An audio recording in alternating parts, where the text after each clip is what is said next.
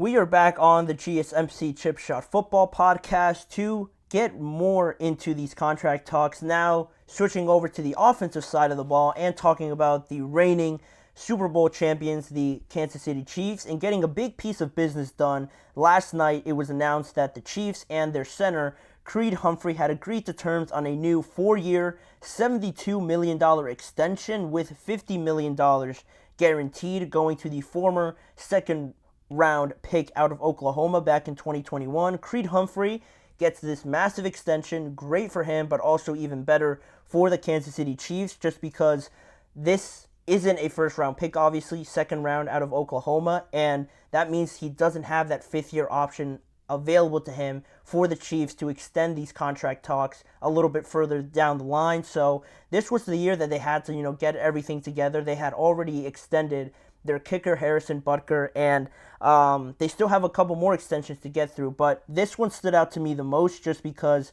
of that obvious center to quarterback, connection, the relationship that Creed has with Patrick Mahomes. So this one was a must-have for the Kansas City Chiefs, and they were able to get it done. But not only that, they were able to make Creed Humphrey the highest-paid center in NFL history because that new salary, if we do a little bit of math, $72 million by 4 years, about $18 million per year, and that clearly is above the old market value set by the Detroit Lions center, Frank Ragnow, at $13.5 million with $42 million guaranteed that he previously got. Now, Creed Humphrey is clearly above that, and not only of that relationship with Patrick Mahomes, that Creed Humphrey definitely deserve this opportunity to get paid accordingly, but also he has earned it, honestly, because he hasn't been in the NFL for too long. In 3 years only in the NFL, he became an immediate starter. He has never missed a start. Every single game of his NFL career that he has had available to him, he's been able to start 51 games exactly. To his resume, he already has 2 Super Bowls, 2 Pro Bowls, a second-team All-Pro back in 2022, and having that all just at the start of your career, he's only going to get better, obviously, with not only how good he is coming out of Oklahoma in the second round. On top of that, yeah, you don't have that fifth-year option available to you, but in the same breath, you get him at that value in the second round, and it made for a great 2021 draft for the Chiefs, honestly, because not only were they able to get Creed Humphrey in the second round, they were able to also draft their starting linebacker, still Nick Bolton, and also in the 6th round of that draft, they were able to select Trey Smith, who is the right guard, if I'm not mistaken, for them still currently right now. And I bring those two guys up especially in that draft because not only did they get great value for them and the return that they got for them on the field is fantastic, but they are also due for some contract extensions. Same thing that they were facing with Creed Humphrey. No fifth-year options, obviously, for them, so they are entering the last year of their rookie deals, and those are the two biggest things that the Chiefs need to get done in the meantime now. But getting Creed Humphrey down for the foreseeable future, signed through 2028, is huge because it makes the interior part of this offensive line stay together for the foreseeable future. You lock down Creed Humphrey, you have Joe Thuney there as well, and Trey Smith is the final piece of that puzzle. So getting him extended is going to complete everything, and it says a lot, not only that they're able to keep the interior part of this offensive line together, but they've been able to cycle through a couple of tackles in the Patrick Mahomes era, and they've been pretty successful, right, if I were to say. So that's been great for them, keeping a lot of their core players together. And not only were they able to, lock down Patrick Mahomes to that ridiculous 10-year contract or something like that, but they've been able to restructure it a couple times, and it has opened up these opportunities for these other players to get extended that are massive pieces to what the Chiefs are trying to do now, on the brink of making history, on the verge of three-peating, going back to back to back as Super Bowl champions. But now shifting over to the other players that I mentioned before, that also have to get extended. Trey Smith, the right guard for the Chiefs, and also Nick Bolton, because Creed Humphrey, fantastic. If I were to order it, Creed would have been first to get extended, but now these two are almost as important as Creed Humphrey, just because they are entering the last year of their deals, like I said before. And it is funny how it works, having the right guard and the linebacker as your two major extension that you have to get done, just because the salary that has been set for them in terms of the market value is about the same, with $20 million set for both of their markets.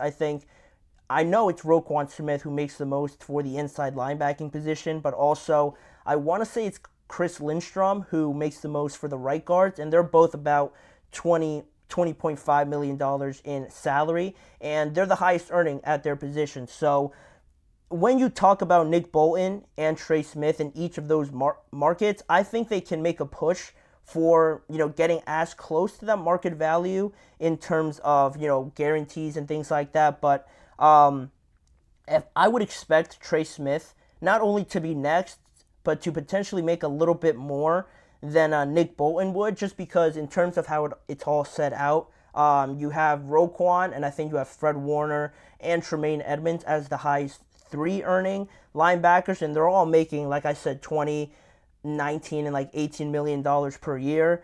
I don't think the Chiefs are quite there yet with Nick Bolton to want to extend them to that much. And Trey Smith is also another one. I think he could push for 20 to $18 million per year, but in reality, I wouldn't be surprised if both of them agree to anywhere in the range of $15 to $18 million in salary, just because, of course, every player wants to get paid. Every player wants to get, validated for the work that they put in, and get compensated is the better word to use for what they've been able to do and contribute to this Super Bowl winning team, this dynasty pretty much for the Kansas City Chiefs. But there's also the leverage that the Chiefs have, obviously, not only having a lot of success as a team, but when you have Patrick Mahomes and you know what he brings, and you know that you always have a chance with him as your quarterback, a lot of players that are lucky enough to be in those positions to have won multiple Super Bowls are not just going to bat an eye and turn their head away from that opportunity to keep winning, especially when you have the best player in football on your team. So that oftentimes works into their advantage when it comes to these contract negotiations. So I wouldn't be surprised that both of them sign, maybe a little bit cheaper than we expect, but I wouldn't put it in any category where I'd be worried about these guys getting extended. I feel like it is only a matter of time. They still have a good amount of time also before the start of the regular season. I'm sure Trey Smith and Nick Bolton would want to get it done before then, but locking it down, it always brings up also this other topic of not only Creed Humphrey getting this massive extension, but he joins a good amount of offensive linemen just this year who have gotten also massive extensions themselves. You think of Christian Darrisaw, he is getting paid top of the market money in terms of tackles. Same thing with Tristan Wirfs and Quinn Miners as well for the Denver Broncos, and even Penei Sewell at the start of the offseason. He got extended along with Amon-Ra St. Brown. Penei Sewell was the highest earning tackle in NFL history just before Tristan Wirfs jumped him in the last month or so when he got his new extension. So, Creed, that makes it five offensive linemen that have gotten contract extensions, and pretty decent ones that have reset the market with each of their deals. So it says a lot, I think, not only that there's been 5 of them, obviously, but the value that the offensive lineman still has in the NFL, right? They might not be the flashiest. A lot of times, fans and teams might not know their names and how much they actually contribute to the success of these teams, but centers, offensive tackles, and even guards in there as well, they play a major part in not only winning, but the identity that these teams want to establish with their organizations. And, Tristan Wirfs, he's won a Super Bowl already. Christian Darrisaw and the Vikings are trying to get there, trying to improve their offensive line. Creed Humphrey, again, multi-time Super Bowl winner. Penei Sewell, conference championship. Quinn Miners, maybe not as successful as those other guys, but he definitely is one of the better players on the Denver Broncos. So, the offensive linemen still hold value. We spend a lot of time talking about the wide receivers, the running backs and how much they're making. We just finished talking about a defensive back and everything like that. So it is important to still highlight the offensive linemen. They do a lot, and a lot of the time their work goes unnoticed. I always say the same thing with offensive linemen. When they're doing a fantastic job, when they're doing everything they're expected to do, you hardly ever hear about them. You might not even know their name. You might not even know where they play on the offensive line.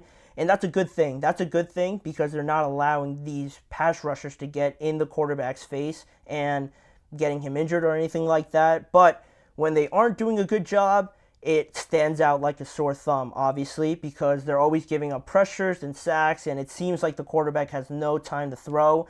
Don't take it for granted when you have one of these guys and a bunch of other offensive linemen out there that are considered among the best in the NFL. And continuing on with the offensive linemen, you look at a guy like Trent Williams and everything he's been able to do for the 49ers. He's trying to get in on this action as well. Highly considered the best tackle and just overall offensive lineman in the NFL. So it's no surprise that he is holding out, and seeing all these guys get paid, I'm sure he definitely thinks he should be making at least the same or even more than all these guys. And I don't think a lot of people would disagree with him. So that's another situation to keep in mind. And we could have up to 6 offensive linemen get new deals just this offseason, as I do expect the 49ers to get it done with Trent Williams. But for right now, congratulations to Creed Humphrey. The Chiefs were able to draft a great player, but also keep him on their roster for the foreseeable future.